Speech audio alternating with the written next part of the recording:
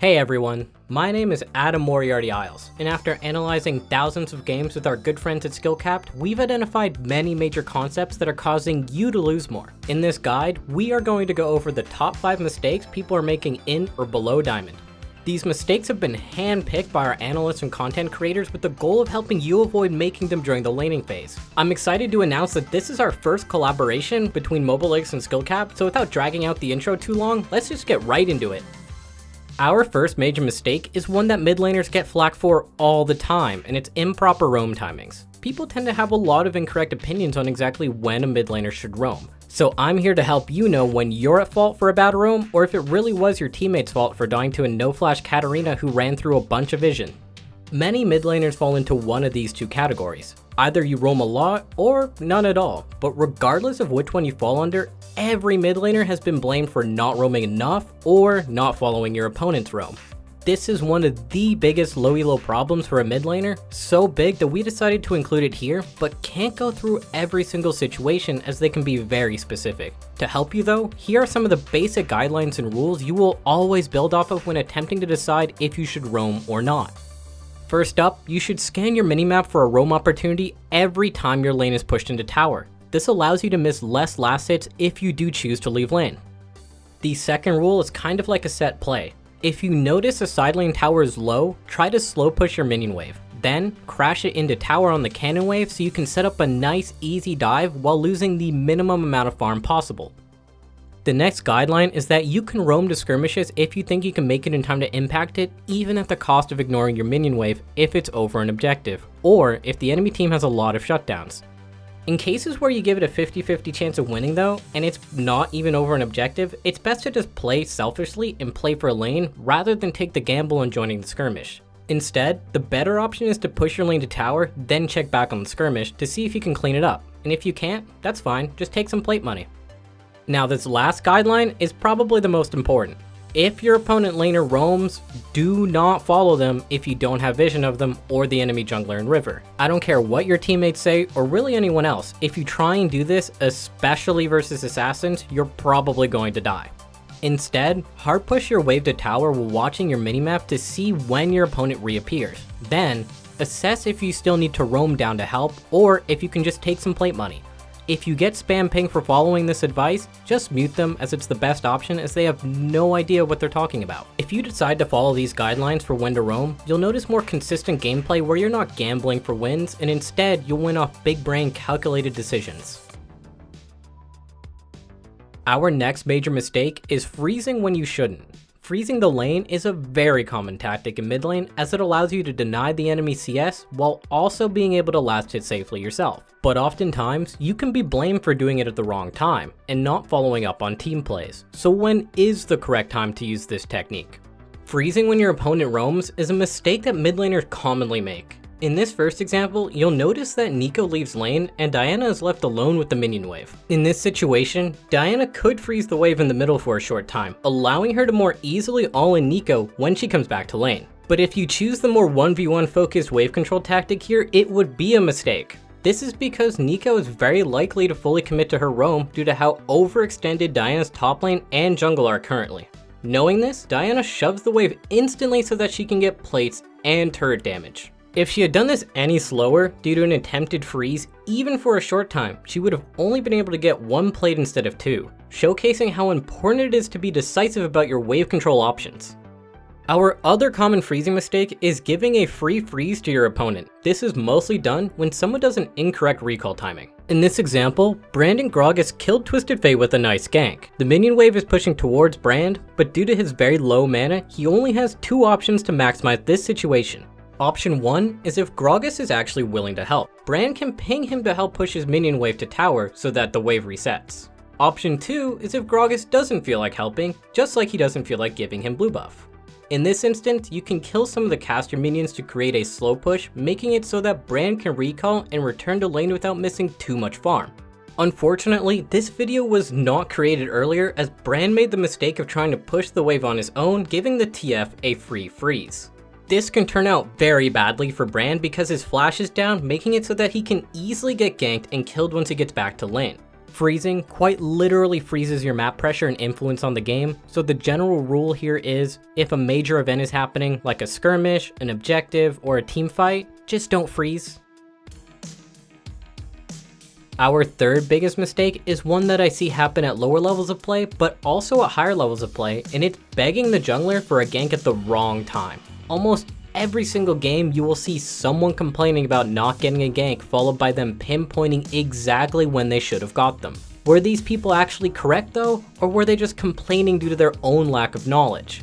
In reality, as a mid laner, you'll need to accept that even though you're better than the other guy, don't worry, I get you, and he just got lucky early game, that you'll need to wait for the right time for your jungler to set up a gank. You will need patience even if you might take a CS loss or poor recall timing so that you can ensure a proper comeback.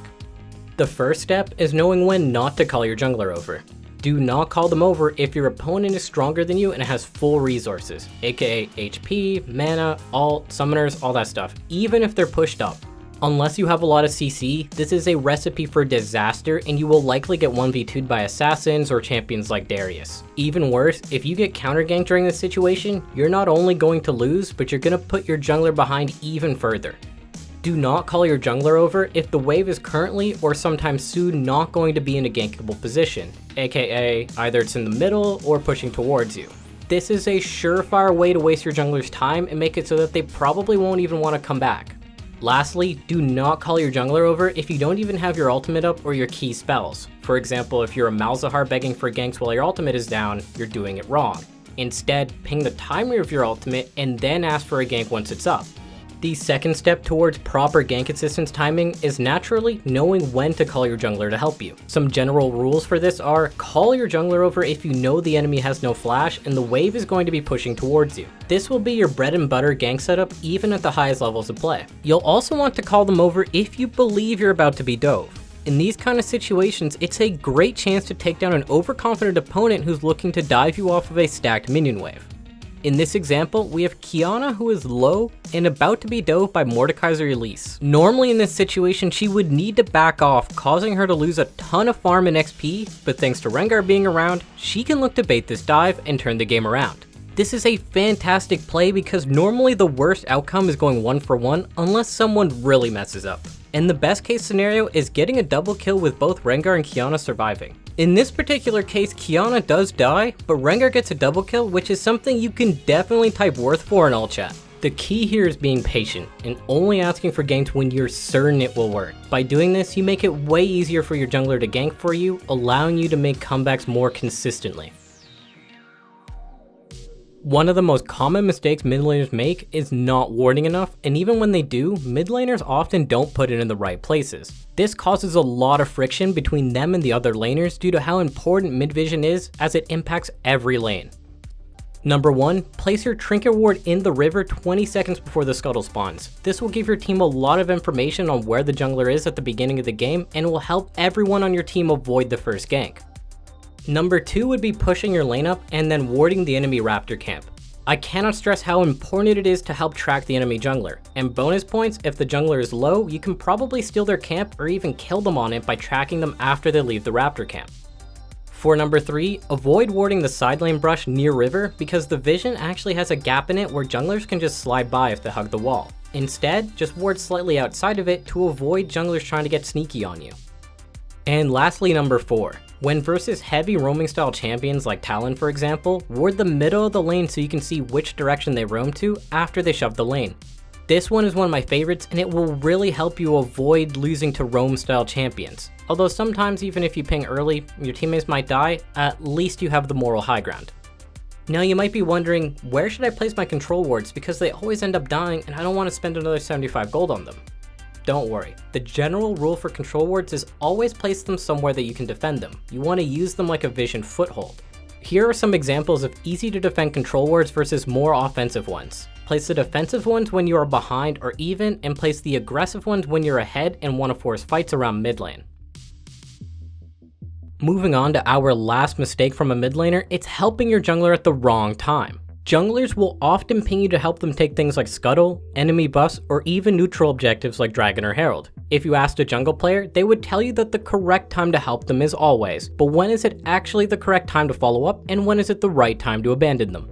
This is where having good map awareness will help you. You should not only track the enemy jungler, but also your own. Watch your jungler, and whenever they go into river, know that they just entered a contested zone. This means that a fight has a higher % chance to break out because both junglers will be looking to do scuttles, neutral objectives, invade, or even your jungler might just get caught out. Knowing this, to give yourself a better chance to help your jungler out, you'll need to get lane priority so that you can move to help if needed. As a general rule, if you have lane priority as a mid laner and your jungler needs help and you're even or stronger than your lane opponent, you should always go and help. I'll show you an example of what I mean. Here you'll notice Diana currently has lane priority due to Sylas's recall timing while Hecarim is being invaded. Even though poor Hecarim dies, this allows Diana to freely look for revenge against Sejuani without the loss of farm. After a small skirmish happens, Diana's team comes out on top thanks to her rotating way before Sylas. Now, you might be wondering, what do you do if you don't have priority and your jungler invades like Sejuani did? Well, let's watch to see what happens if you show up late like Sylas did. Sylas does come in and attempt to clean up some kills for his team. Though he does get the Sivir kill, this was actually a huge mistake that cost him his own lane. This is because Sylas's wave is currently in a terrible position. His wave is slow pushing and stacking up just slowly enough for Diana to make it back in time to collect all that juicy money, which ends up being more golden XP than the kill Sylas just got. This is why you shouldn't gamble your lane on following up on situations that were bad to begin with. Instead, focus on gaining a personal advantage like pushing out your own wave, getting tower damage, or even plates, and it's a way more consistent way to win games. Now that you've learned the 5 mistakes mid laners make most often, you will hopefully be able to both spot when others are making them as well as avoid them yourself. Thanks for watching. Why, oh, why?